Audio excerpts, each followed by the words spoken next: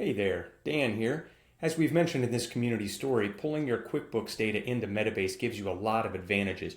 And you really want to work on trends over time and year-to-year comparisons and the ability to see historical data, things that tend to be harder to do very adeptly in QuickBooks. So for example, once we bring these in here, we can come and filter a lot more easily by, let's say, a particular customer. You can sometimes do this in QuickBooks, depends on what you're doing, but here, like you would expect in Metabase, once we've got the data in here, we can really see trends over time, year-to-year comparisons in sales, and we can do it more quickly.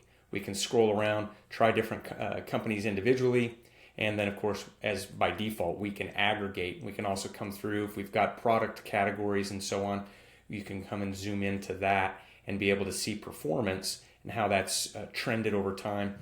One of the key things that can often happen is the need to recognize which customers may be slowing down. That can indicate a trouble position in the company, a trouble spot. And like we've seen here in this example, here are in red, the worst slowdowns over a particular period for customers.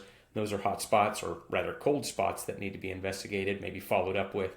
While at the same time over here, we can still see things like sales by customers, some more aggregated charting, location, and revenues and quantities.